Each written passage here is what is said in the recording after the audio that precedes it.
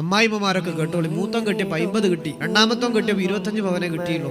അതിന്റെ പേരിൽ ഈ സാധുവിനെ ഇടങ്ങാറാക്കുക. എന്നിട്ടോ മജ്ലിസുന്നൂറിന് വന്നിട്ട് ഇങ്ങനെ മജ്ലിസുന്നൂറും ചെല്ലും. വീട്ടിൽ പോയിട്ടോ രണ്ടാമത്തെ മരോളോട് ഭയങ്കര ദേഷ്യം. എന്തേ ഓക്ക് 25 പവനെ കിട്ടിയിട്ടുള്ളൂ, ഓക്ക് 100 കിട്ടി, ഇങ്ങക്ക് വല്ല കാര്യമുണ്ടോ? നിങ്ങളെ കവറിലേക്ക് ഒരു പവൻ ഒരു കൊണ്ടു തരൂല. എന്നിട്ട് സ്വർണം കുറഞ്ഞു അത് കുറഞ്ഞു എന്ന് പറഞ്ഞിട്ട് പാവപ്പെട്ട പെൺകുട്ടികളെ വെറുതെ ഇൻസൾട്ട് ചെയ്യുക. ഉള്ള നിസ്കാരം നോമ്പ് പറഞ്ഞ് കളയണ്ട. അള്ളാന്റെ പരലോകത്ത് മനുഷ്യന്മാരെ ഇടങ്ങാറാക്കിയാലാണ് ആദ്യം ഇടങ്ങാറും പ്രയാസം അനുഭവിക്കുക. മനുഷ്യന്മാരെ ഇടങ്ങാറാക്കിയാൽ അവര് പൊരുത്തം തന്നാലേ അള്ള പൊരുത്തം തരും. 4 ഷർത്തുണ്ട് പെരുമക്കളോട് പറയാനുള്ളത്. നിങ്ങൾ എന്തായാലും നിങ്ങളെ പുതിയാപ്പിള കണ്ടത്, നിങ്ങളെ പുതിയാപ്പിള 10-25-30 കൊല്ലായി രക്ഷിക്കുന്നത് ഉമ്മയാണ്. പുതിയാപ്പിളിനോട് ഇങ്ങനെ ഉമ്മാന്റെ കുറ്റം പറഞ്ഞു കൊടുക്കുക, പുതിയാപ്പിളിനോട് ഉമ്മാന്റെ കുറ്റം ഇങ്ങനെ പോയി പറഞ്ഞു കൊടുക്കുക. ഇത് പറയാൻ പാടുള്ളതല്ല. എന്നിട്ട് ഈന്റെ നടുവിൽ എന്നിട്ട് പുതിയാപ്പിളാർ ഇങ്ങനെ തിരിയാണ്. ഉമ്മാന്റെ എടുത്തുപോയാലും മരോളെ കുറ്റം, മരോളെ എടുത്തുപോയാലും ഉമ്മാന്റെ കുറ്റം. ചെറിയ ആകെ 50-50-60 കൊല്ലത്തെ ജീവിതം, അതിന്റെ ഇടയിൽ ഇങ്ങനെ തല്ലുകൂടി ഇതിനുണ്ടാക്കി ജീവിച്ചങ്ങ് മരിച്ചു. ഇതൊക്കെ നാളെ അള്ളാഹ് തിരിച്ചു തരൂലേ? ഒരു മനുഷ്യൻ നമ്മൾ കാരണം കരഞ്ഞാൽ അത് അള്ളാഹു നാളെ ചോദിക്കുന്ന വിഷയമാണ്.